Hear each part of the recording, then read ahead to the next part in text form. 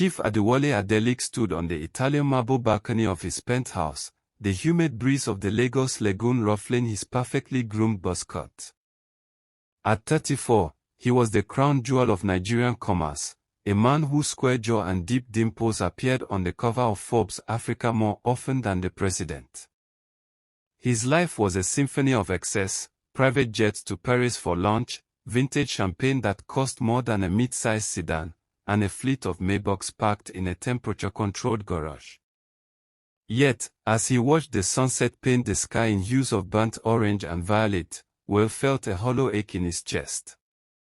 Every woman he encountered was a curated masterpiece of plastic surgery and designer labels, more interested in the balance of his bank account than the man behind the money. He was tired of being a trophy. He wanted to be seen. He decided that night to shed his skin, to disappear into the chaotic heart of the city and find a heart that wasn't for sale. Under the thick, charcoal cover of a Lagos midnight, the billionaire began his descent. In a private garage, Will stripped off his bespoke Tom Ford suit, letting the $3,000 fabric fall to the floor like useless skin. He replaced it with a grimy, torn white singlet and a pair of faded denim shorts that smelled of kerosene and hard labor. He traded his diamond-encrusted Patek Philippe for the bare wrist of a commoner. By the time he looked in the mirror, Chief Adelik was gone. In his place stood Will, a rugged, dusty street hustler with calloused-looking hands. He moved into a cramped, humid face-me-I-face-you apartment in the heart of Ajegona, where the gutters ran deep and the music never stopped. He took a job hawking gala snacks in the sweltering heat of the Third Mainland Bridge traffic. His wealthy friends thought he had suffered a nervous breakdown, but as he wiped sweat from his brow with a dirty rag, Will felt a strange, terrifying freedom. Meeting Tiniola. The Lagos sun was a relentless hammer when he first saw her. Tiniola was a vision of mahogany skin and grace, walking through the dusty streets of the local market with the poise of a queen. She was a primary school teacher, her heart-shaped face framed by intricate microbraids that reached her waist. Unlike the elite women Will knew, she didn't look at his worn-out slippers with disgust. When she bought a gala from him, her almond eyes lingered on his, and she offered a smile that felt warmer than the sun itself. Over the following weeks, their brief exchanges turned into long conversations on the steps of the local eatery. She would share her modest lunch of jollof rice with him, talking passionately about her dreams of building a literacy center for the children of the slums.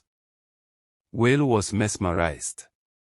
For the first time in his life, someone was looking at him, just him, and liking what they saw. He was falling fast, drowning in her simplicity. The promise of a simple life. 6 months passed in a blur of poverty and passion. Will played his role to perfection, inventing a backstory of being a struggling orphan from the village who had come to the city to find his fortune. He took Tiniola on a date that would have made his socialite ex-girlfriends faint, eating roasted corn under a bridge while the rain drummed on the zinc roofs, or sharing a single bottle of cold Fanta while watching the ships in the harbor. Tiniola was his rock, constantly encouraging him to save his meager earnings. "Life is a struggle, Will, but we have each other," she would whisper, her head resting on his shoulder. Will was convinced he had found the needle in the haystack, the one woman in Nigeria who didn't care about the Adelik name. He secretly began making plans to reveal his identity on her upcoming birthday. He bought a diamond ring hidden in a cheap plastic box, imagining the look of joy when he swept her from the slums to his palace. The first crack. The illusion shattered on a Tuesday afternoon. Will was finishing a shift as a part-time cleaner at a high-end restaurant in Victoria Island when he saw a familiar face. Tiniola's best friend, Funmi, was stepping out of a Range Rover outside a luxury boutique. She wasn't dressed in the modest ankara she wore in Ajegona, she was draped in Italian silk and carrying a Birkin bag. Will ducked behind a pillar, his heart hammering against his ribs. To his absolute horror, the man holding Fomi's waist was Sigan, Will's own cousin and a man who had been trying to stage a boardroom coup against him for years. He crept closer, his breath hitching as he caught their conversation. "Is Tenny still playing the part?" Sigan asked with a wicked chuckle. Fomi laughed, a sharp, metallic sound. "She's exhausted from acting like a poor teacher, but she says the fish is almost in the net. Will thinks he's found a saint." The world tilted on its axis as Will realized his simple life was a stage-managed trap. The setup. Will spent the night in a cold sweat, his mind replaying every authentic moment he had shared with Tiniola. The way she shared her food, the way she cried about the poor children, it was all a performance, a high-stakes con designed to catch a billionaire who thought he was being clever. But Will Adelic didn't become a billionaire by being a fool. Instead of confronting her immediately, he decided to feed the vipers. He met Tiniola the next day, wearing his most pathetic expression. "Tenny, I found something incredible in the gutter today," he lied, showing her a fake gold necklace he had bought for pennies. "I can sell this and buy you the ring you deserve. We can live this life." He watched her face closely. For a split second, her eyes flashed with a predatory greed so intense it made his skin crawl. "Oh, Will. That's wonderful," she cried, embracing him. That night, he followed her as she boarded an Uber, tracking her all the way to a secret luxury apartment in Lekki. The confrontation. Will watched from the shadows of the hallway as Tiniola used a key to enter the Lekki apartment, a unit he recognized as one of his own rental properties. He waited 10 minutes before kicking the door open. The scene inside was more scandalous than any Nollywood movie. Tiniola was no longer the humble teacher, she was dressed in a sheer emerald silk slip, her feet propped up on a glass table as she sipped vintage crystal. Sigan sat beside her, his hand possessively on her thigh. The air was thick with the scent of expensive French perfume and the stench of ultimate betrayal. Will stood there in his dirty singlet, the contrast between him and the luxury surrounding them jarring. Tiniola didn't even flinch. She simply set her glass down and looked at him with cold, bored eyes. "You're late, Will," she said, her voice dripping with venom. "We've been waiting for you to get tired of this little beggar game so we could finally get to the payout." The scandalous truth. "Do you really think I could ever love a man who smells like the streets?" Tiniola spat, standing up to reveal the full extent of her beauty and her malice. Sigan stood beside her, a smug grin on his face. "This was never just about your money, cousin," Sigan said, his voice smooth. "Tiniola is the daughter of David Okoro, the man your father destroyed in '98.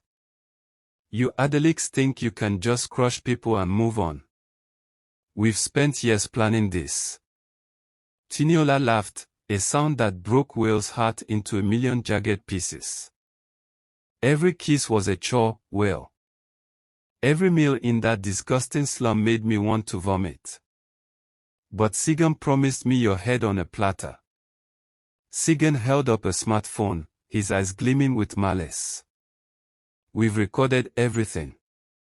The billionaire beggar, caught in a scandalous lie. Tomorrow, the press will have a field day, your shareholders will panic, and I will take over the company while you're disgraced. You're finished." The reverse trap. For a moment, the room was silent. Then, slowly, Will began to laugh. It wasn't the laughter of a broken man, but the cold, calculating roar of a lion who had just cornered his prey. "You really should have checked the lease on this apartment more carefully," Sigan, Will said, his voice dropping an octave. He reached into his pocket and pulled out a sleek black remote.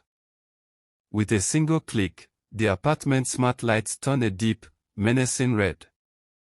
Did you honestly think I moved into Adigona without a security detail? Or that I'd propose without doing a background check on the teacher who seemed too good to be true? Tiniola's face went pale as the red light hit her emerald dress. Will pointed to the ceiling. Every word you just said, the vendetta, the conspiracy, the fraud, was recorded by the high-definition cameras I had installed here yesterday. And that gold necklace I gave you. It's a military-grade GPS tracker. The EFCC has been tracking your movements for hours. The aftermath. The sound of heavy boots echoed in the hallway as the door was kicked in a second time. This time, it was the authorities. Tiniola began to scream, her facade of sophistication dissolving into ugly, frantic hysterics as the handcuffs clicked around her delicate wrists. Sigon tried to scramble toward the balcony, but Will's private security team blocked his path with cold efficiency. As they were dragged out of the apartment, Will stood alone in the center of the room. He walked to the window, looking out at the Lagos skyline he had built. He had gone looking for a love that didn't care about money, and instead, he had found a den of vipers fueled by ancient grudges. He returned to Banana Island that night, shedding the dirty singlet for the last time. He realized then that while his wealth couldn't buy him the soulmate he craved, it had provided the armor necessary to survive the betrayal. He was still the king of the city, but he was a king who had finally learned that some cages are safer than others.